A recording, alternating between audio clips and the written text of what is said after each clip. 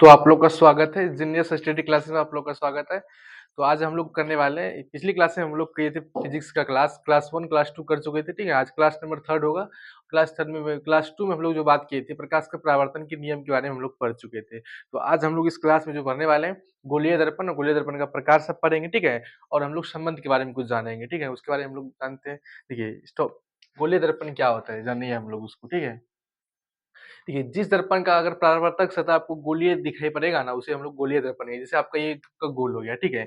ये आपका गोल हो गया, ये देखिए, ये बीच में आपका काटवा गो जिसका मतलब परावर्तक सतह आपको गोलीय दिखे, ठीक है? उसे हम लोग गोलीय दर्पण बोलेंगे। यानी कि जिस दर्पण की परावर्तक सतह गोले का भाग हो, उसे हम लोग गोलीय दर्पण कहेंगे, ठीक है? ये आपका हो गया गोलीय दर्पण, ठीक है? ये जहाँ से देखिए इसका बिंदु हुआ जो, ये मान के चलिए इसको अगर काटिएगा था, तो ये आपका दर्पण बन जाएगा। काटिएगा तो ये बीच वाला पॉइंट हो जाएगा ध्रुव, पी जिसे हम लोग शॉर्टकट में बोलते हैं पोल अंग्रेजी में, ठीक है? ये आपका ध्रुव हो गया पी, ठीक है? ध्रुव हो गया। उसके बाद अगर गोलीय दर्पण के बीच वाला भाग दिखेगा, यानी इसको सेंट्रल बोलेंगे ना, इसको वक्रता केंद्र भी वक्रता त्रिज्या भी बोल सकते हैं, ठीक है। यानी कि वक्रता केंद्र हम लोग बोलेंगे, यहाँ से जो यहाँ से दूर होती है उसको हम लोग वक्रता त्रिज्या बोलेंगे। और ये वाला वक्रता केंद्र हो गया, ठीक है। सी आपका वक्रता केंद्र हो गया, वक्रता केंद्र हो गया आपका, ठीक है। उसके बाद ये जो एफ है आपका, एफ फोकस हो जाता है, ठीक है। याद रखिएगा, एफ फोकस हो गया, फोकस ऐप, ठीक है। याद रखिएगा, ये आपका फोकस हो गया। सी आपका वो करता है त्रिज्या हो गया, और पी हो गया आपका ध्रुव, ठीक है। अब गोलीय दर्पण क्या होता है? देखिए, जिस दर्पण का परावर्तक सतह हम लोग पढ़ चुके थे। प्रकाश का परावर्तन क्या है? देखिए, जब कोई प्रकाश किसी सतह पे पड़ती है तो पुनः उसी माध्यम में लौटने की घटना प्रकाश का परावर्तन पढ़े थे हम लोग, ठीक है।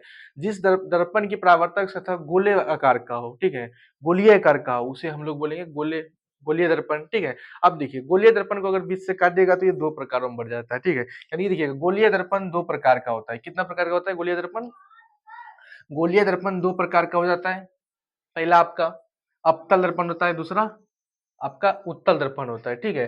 देखिए, पहला जो होता है आपका अवतल दर्पण और दूसरा उत्तल दर्पण होता है। अब देखिए, उत्तल दर्पण में देखिए क्या होता है, मान ये आपका फिगर हो जाता है उत्तल दर्पण का, ठीक है। यानी कि उत्तल दर्पण आपका ये हो गया। उत्तल दर्पण का देखिएगा ना, अगर उत्तल दर्पण देखिएगा, उठा हुआ प्रतीत होता है, ठीक है। यानी कि उठा हुआ लगता है। उत्तल अवतल दर्पण कैसा होता है? उठा हुआ। और ये उत्तल दर्पण जो होता है धसा हुआ। और देखिए, जिसका जो भाग उठा हुआ और धसा हुआ उसी को आप रंगाइएगा, आप ध्यान से सुनिएगा, ठीक है। तो इसका उठा हुआ भाग रंगा दिए हम लोग, इसे बोलेंगे हम लोग उत्तल दर्पण। यानी कि जिसका सतह उठा हुआ हो उसे हम लोग बोलेंगे अवतल दर्पण बोलेंगे। जिसका सतह धसा हुआ उसे हम लोग बोलेंगे उत्तल दर्पण बोलेंगे, ठीक है। अब गोलीय दर्पण दो प्रकार का हो गया, अवतल दर्पण और उत्तल दर्पण बोलेंगे, ठीक है। इसका अंदर वाला भाग रंगा होता है, ठीक है। इसे जैसे कोई देखिए, मान के चलिए इस पर ये प्रकाश पड़ा, इस पर कोई, यानी कि यहाँ वस्तु था आपका, यहाँ वस्तु था, इसका इस पर प्रकाश पड़ा, देखिए लौटा ये, जहाँ कटा है आपका ये फोकस हो जाती है, ठीक है। उसके बाद जो भी इसका प्रतिबिंब बनती है, जो प्रतिबिंब जो आके बना देखिएगा, वो आपका हो जाता है, जो आपका प्रतिबिंब जो बना आपका, वो हो जाती है आपका, यहाँ जो कटा आपका, जो यहाँ जो कट गया, ये आपका प्रतिबिंब हो जाती है। वस्तु ये हो गया, ये प्रतिबिंब हो गया, जहाँ आके दोनों बिंदु मिल जाती है। तो ये प्रतिबिंब और वस्तु क्या है, ये भी हम लोग जानेंगे, ठीक है। और सबसे पहले हम लोग अभी तुरंत जाने कि गोलीय दर्पण दो प्रकार का हो गया, अवतल दर्पण और उत्तल दर्पण हो गया। अवतल दर्पण किसे कहेंगे हम लोग? जिसका परावर्तक सतह उठा हुआ हो उसे हम लोग बोलेंगे अवतल दर्पण। जिसका परावर्तक सतह धसा हुआ उसे हम लोग बोलेंगे उत्तल दर्पण। सबको अभी लिख भी देंगे आपको, ठीक है। दो प्रकार को याद रखिएगा, ठीक है। सबसे पहले गोलीय दर्पण क्या है? जिस दर्पण का परावर्तक सतह गोलीय हो, उसे हम लोग गोलीय दर्पण कहते हैं। यानी कि गोले का भाग हो, उसे हम लोग गोलीय दर्पण कहेंगे। गोलीय दर्पण दो प्रकार का होता है, अवतल, उत्तल दर्पण होता है, ठीक है। अवतल दर्पण क्या होता है? जिसका उठा हुआ भाग हो, ठीक है। और उत्तल जिसका धसा हुआ भाग हो। और याद रखिएगा, ध्यान दीजिएगा, मतलब कि जिसका उठा वाला भाग है वही रंगाइएगा, उस पट्टी रंगाइएगा, इसका धसा हुआ भाग में रंगाइएगा, ठीक है। याद रखिएगा। और हम लोग समझे अभी तो कि मान के चलिए आपका हो गया उत्तल दर्पण हो गया, ठीक है। अवतल दर्पण हो गया आपका। मान के चलिए आपका यहाँ पर आपका वस्तु रखा हुआ है, ये आपका मुख्य अक्ष हो गया। ये जो पूरा होता है आपका मुख्य अक्ष हो जाता है, ठीक है। याद रखिएगा, यहाँ आपका वस्तु है, वस्तु का रिफ्लेक्ट पर आपका दर्पण पे, दर्पण रिफ्लेक्ट कर देती है, यानी प्रकाश के परावर्तन की घटना कर देती है, ठीक है। यहाँ की कर देती है, जहाँ आके ये कटती है उसे हम लोग फोकस कर देते हैं, ठीक है। और यहाँ से जो रिफ्लेक्ट होकर आपका जो ये पोल से मिलती है, यानी कि आपका पोल हो गया पी, आपको बताए थे जिस बिंदु पर इसका मध्य बिंदु को हम लोग पोल बोलते हैं, ठीक है। देखिएगा, उसी का जो बीच में जो ये बना, ये प्रतिबिंब बन गया, ठीक है। इसी प्रतिबिंब हो गया, ये आपका वस्तु गया। दोनों को अभी तुरंत हम लोग परिभाषित करते हैं। तो आइए हम लोग समझते हैं अवतल दर्पण क्या है, सबका परिभाषा लिखते हैं। आपको बता दिए, परिभाषा एक बार लिख लेते हैं। तो आइए हम लोग जानेंगे प्रतिबिंब और वस्तु क्या। अभी हम लोग समझे थे प्रतिबिंब और वस्तु क्या है। ये मान के आपका ये उत्तल दर्पण हो गया, ठीक है। ये आपका उत्तल दर्पण हो गया। ये आपका उत्तल दर्पण हो गया, ठीक है। हम ये आपका मुख्य अक्ष हो गया, यानी कि ठीक है, ये मुख्य अक्ष हो गया, ये आपका ध्रुव हो गया P। अब देखिएगा इसमें क्या होता है, मान के चलिए इस जगह हम लोग वस्तु रखे, इसे हम लोग वस्तु बोल देंगे। इसमें तो कोई हर्ज नहीं होता आप लोग का। देखिए हम लोग पढ़े थे प्रकाश का परावर्तन क्या है, इसी में समझाया था आपको। ये वस्तु हो गया, वस्तु का इस पर जो प्रकाश पड़ती है इसका रिफ्लेक्ट होके कहाँ जाती है, आईने में, मतलब कि ये अवतल दर्पण में पड़ा, ठीक है। अब क्या हो जाती है, इधर पुनः वापस लौट जाती है। हम पढ़े थे इसी घटना को हम लोग कहते हैं प्रकाश का परावर्तन। जहां जो लौटा, जिस बिंदु पे जो कटा बिंदु, उसे हम लोग बोलेंगे फोकस। क्या बोलेंगे, फोकस, यानी कि एफ बोलेंगे। अब जो ये आपका वस्तु हो गया, ठीक है। अब जो देखिए, अब जो इससे जो कि पोल से जो गुजरा ये प्रकाश, जहां आके जो कटी, उसे हम लोग बोल देंगे आपका अ, प्रतिबिंब बोलेंगे, ठीक है। ये आप मान के चलिए आपका ए और बी और ए और ए डैश बी डैश प्रतिबिंब बन गया आपका। इसी को हम लोग परिभाषा बोलना है। देखिए कि जिस भी वस्तु से आने वाली प्रकाश, यानी कि जो प्रकाश जो गई, इस वस्तु, यहाँ वस्तु था खड़ा आपका, प्रकाश जो गया टकराया, प्रकाश किरण किसी दर्पण से टकराने के बाद टकरा के जो वापस आया उधर से, हाँ, जिस बिंदु पर आके कटती है या कटी करती हुई प्रतीत होती है, प्रतीत हुआ, ठीक है, उसे बने बीम, इस जगह जो बना जो प्रतिबिंब इसका, इसी को हम लोग कहेंगे प्रतिबिंब, ठीक है। ये आपका हो गया प्रतिबिंब। वस्तु का तो है आपतित किरण जिधर से जा रही है, उस बिंदु पर मिलने वाली किरण को हम लोग वस्तु कहेंगे, ठीक है। देखिए आपतित किरण जिस बिंदु पर मिलती है उसे हम लोग वस्तु कहेंगे। इसमें तो कोई नहीं समझने वाला बात है, बात, ठीक है, छोटा है कि जहाँ पे वस्तु रखे हम लोग, जिस पर आपतित बिंदु जा सके, वहां से वहां पर हो सके, उसी को हम लोग वस्तु कहेंगे।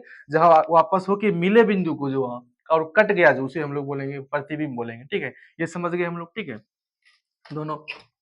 उसके बाद देखिए एक बार, अब हम लोग पढ़ेंगे, देखिए एक बार पढ़ लेते हैं पूरा। देखिए जिस किसी भी वस्तु से आने वाली प्रकाश किरण किसी दर्पण के टकराने के बाद जिस बिंदु पर आके कटती है या कटती हुई प्रतीत होती है, तो उससे बने बिंब को हम लोग प्रतिबिंब कहेंगे, ठीक है। अभी हम लोग फिगर से समझे। उसके बाद देखिएगा आपका आपतित किरण, देखिए वस्तु समझिए, वस्तु क्या है। आपतित किरण जिस बिंदु पर आके मिलती है उसे हम लोग आप वस्तु कहेंगे, ठीक है, ये आप लिख लीजिएगा। उसके बाद हम लोग अब समझेंगे। देखिए गोलीय दर्पण दो प्रकार का हम लोग पढ़े थे, ठीक है। एक आपका उत्तल, एक अवतल पढ़े थे, ठीक है। अब देखिए अवतल दर्पण क्या है, हम आपको बताए थे, जैसे आपका ये अवतल दर्पण हो गया, ठीक है, ये आपका अवतल दर्पण हो गया। अब हम बताए थे आपको एक परिभाषा की, जिसका परावर्तक सतह उठा हुआ उसे हम लोग बोलेंगे अवतल दर्पण, या अंदर की ओर मुड़ा हुआ हो, ये अंदर की ओर देखिए मुड़ा हुआ टाइप लगता है ना, इसी को हम लोग बोलेंगे अवतल दर्पण बोलेंगे, ठीक है। जिस दर्पण की परावर्तक सतह, ये जो आपका सतह हुआ, अंदर की ओर मुड़ा हो या उठा हुआ हो, ठीक है, उसे हम लोग बोलेंगे अवतल दर्पण बोलेंगे, ठीक है। उसी प्रकार आप उत्तल दर्पण का भी परिभाषा लिख सकते हैं। जिस दर्पण की, लिखिए दोबारा उत्तल दर्पण का,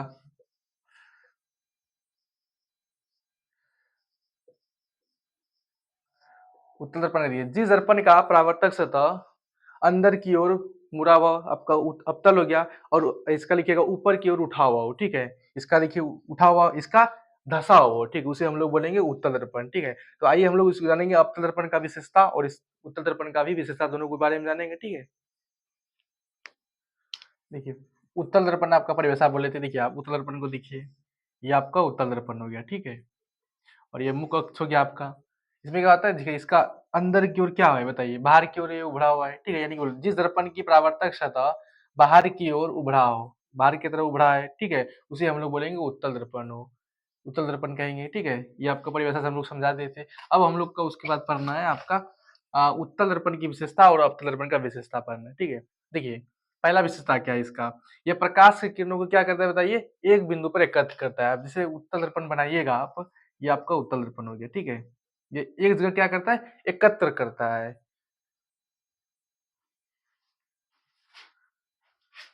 तो क्या होता है, प्रकाश की किरणों एक बिंदु पर आके एकत्र होता है। अब जैसे ये आपका ये उत्तल दर्पण हो गया, ठीक है। आप जैसे देखिए यहाँ की आप प्रकाश इस पर पड़ा, ये भी आपका मुख्य अक्ष हो गया है आपका, यहाँ भी प्रकाश पड़ा, यहाँ भी प्रकाश पड़ा, यहाँ भी पड़ा, ठीक है। पर क्या होता है, सब एक जगह आके मिल जाता है, यहाँ भी आके मिल गया, ये वाला आके यहाँ मिल गया, ये वाला आके यहाँ, यानी कि सब जो एकत्र फोकस पर आके हो जाती है एकत्र, ठीक है। इसी को यानी कि ये क्या करता है, प्रकाश की किरणों को सबको एकत्र कर लेती है, इसे बोलेंगे प्रकाश की किरणों की, इन्होंने क्या करता है, पहले बच्चों बताइए, एक बिंदु पर एकत्र करता है, ठीक है। इसे अवतल दर्पण का ये पहला विशेषता हो गया। दूसरा विशेषता है कि देखिए इसमें सीधा और बड़ा और उल्टा प्रतिबिंब बनता है, किसमें, अवतल दर्पण में। और एकदम याद रखिएगा, आपके परीक्षा में पूछा हुआ प्रश्न है कि इसमें सीधा और बड़ा उल्टा प्रतिबिंब बनता है, किसमें, अवतल दर्पण में। उसके बाद देखिएगा उत्तल दर्पण में, इसका पहला विशेषता है यह प्रकाश की किरणों को फैलाता है। यानी कि देखिए जब ये उत्तल दर्पण बनाइएगा आप, ये वाला आपका देखिए बनाइए, ठीक है? इस तरह आपका मुँह कक्ष से यहाँ प्रकाश जो पड़ती है आपका, ये क्या करती है? फैला देती है इस जगह आके, ठीक है? ये सब जगह आके फैला देती है प्रकाश आपका, ठीक है? देखिएगा, ये फैला देती है आके प्रकाश, याद रखिएगा। यानी कि ये सबको फैला देती है, प्रकाश से किरणों को क्या करती है? फैलाता है। दूसरा नंबर इसमें हमेशा सीधा और छोटा प्रतिबिंब बनता है। इसमें भी देखिएगा, सीधा बनता है लेकिन बड़ा और उल्टा बनता है, इसमें सिर्फ छोटा प्रतिबिंब बनता है, ठीक है? याद रखिएगा दोनों। तो आज के लिए हम लोग इतना ही रहने देते हैं। कल की क्लास में करेंगे हम लोग का अवतल दर्पण का उपयोग और उत्तल दर्पण का उपयोग के बारे में पढ़ेंगे और हम लोग सिद्ध करेंगे वक्रता त्रिज्या और आपका फोकस के बीच में क्या संबंध होता है, जो हमको उसका सिद्ध करेंगे, ठीक है? सिद्ध कल हम की क्लास में करेंगे। आज के लिए तब तक के लिए इतना ही। Thank you.